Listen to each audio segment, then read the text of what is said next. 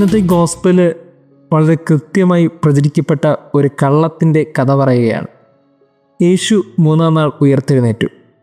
പക്ഷേ അതങ്ങനെയൊന്നും ഉൾക്കൊള്ളാൻ പറ്റില്ലല്ലോ.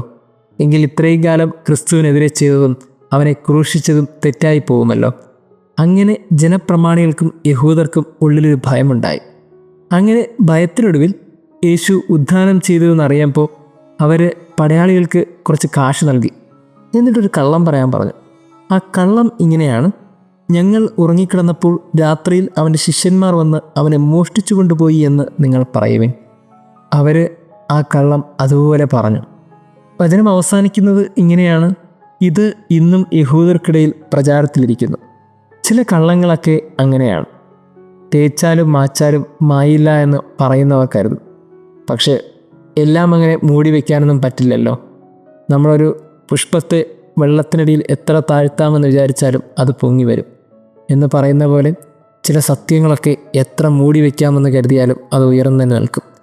അതുകൊണ്ട് ആ കള്ളങ്ങൾ യഹൂദർക്കിടയിൽ മാത്രമാണ് ഇന്ന് പ്രചാരത്തിലുള്ളത്.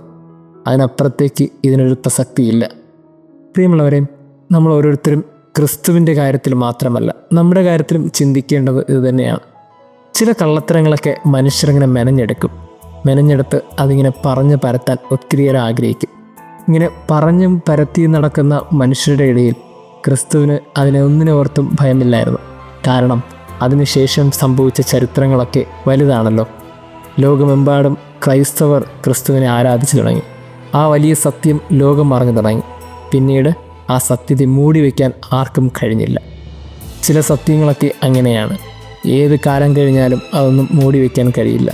എല്ലാ കാലത്തും നീതിയോടെ ഉയർന്നിൽക്കുന്നത് സത്യം മാത്രമാണെന്ന് ഗോസ്പൽ നമ്മളെ പഠിപ്പിക്കും.